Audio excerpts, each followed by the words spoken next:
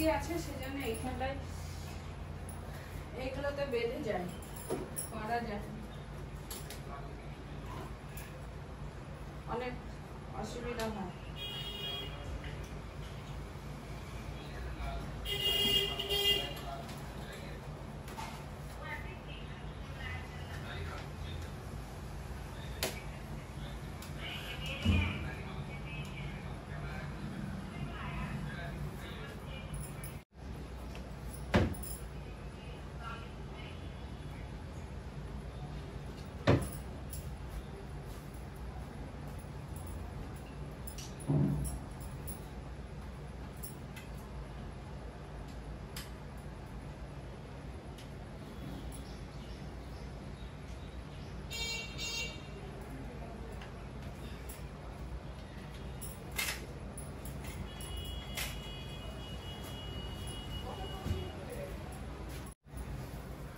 Good morning বন্ধুরা, তোমরা সবাই কেমন আছো বলো? আশা করি ভালো আছো, সুস্থ আছো, আমিও ভালো আছি।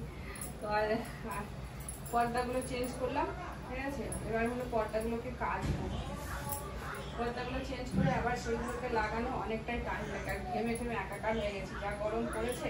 এবার এর থেকে বড় খাটনি আমাকে ওয়াশিং মেশিনটা যেহেতু মানে রাখার, মানে ওয়াশিং মেশিনটা যেখানে রাখা আছে ওইখান থেকে টেনে আমাকে বাথরুমে নিতে হবে, বাথরুমে নিয়ে তারপরে কাচাকুচি করতে হবে।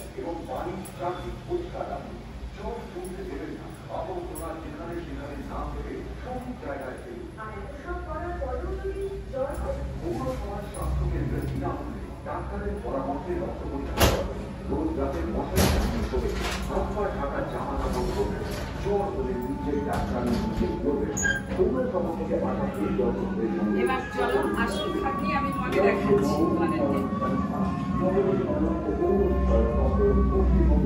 ফ্যানেও দেখছি প্রচুর নোংরা হয়েছে, ফ্যানটা পরিষ্কার করা দরকার। এবার দেখো আসল খাটনি আমার ওয়াশিং মেশিনে, মানে ওয়াশিং মেশিনে কাঁচা মানে আমার কতটা খাটনি সেটাই। এই মেশিনটাকে টেনে টেনে বাথরুমে নিতে হবে, কেননা মানে এখানে যে কলটা আছে ওই কলটা অতটা ভালো জল পড়ে না, সেই জন্য অসুবিধা হয়। যদিও দেওয়া যায় না, তো আজকে টানবো না ভাবছি।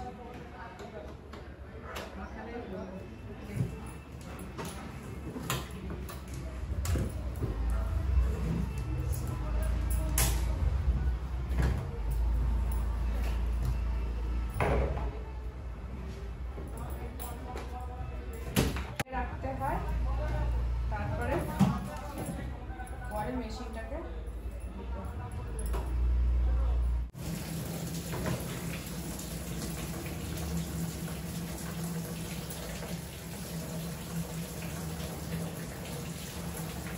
কিছু জামা কাপড় আছে এগুলো কাচবো, তারপরে পর্দাগুলো কাচবো। আগে এগুলো কেচে নিই, অনেক নোংরা আছে এগুলো।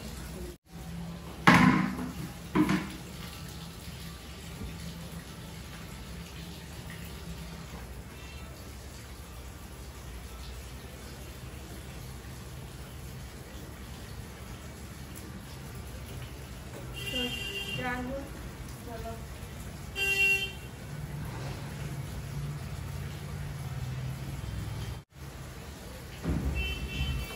যাই হোক, এইগুলো হলো। আর এখানে কটা পর্দা? দুটো পর্দা, মোট 6টা পর্দা। আগে জামা কাপড়গুলো কাচি, এগুলো কাঁচা হয়ে গেলে তারপরে পর্দাগুলো কাচবো।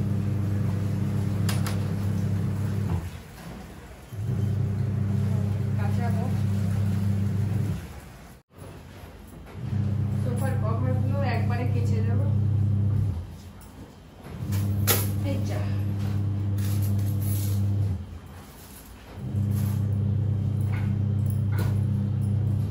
কাচছি যখন একবারে সব সোফার কভার টভার সবগুলো কেচে দিই, সব ক্লিন করে দিই, তাই না? তাহলে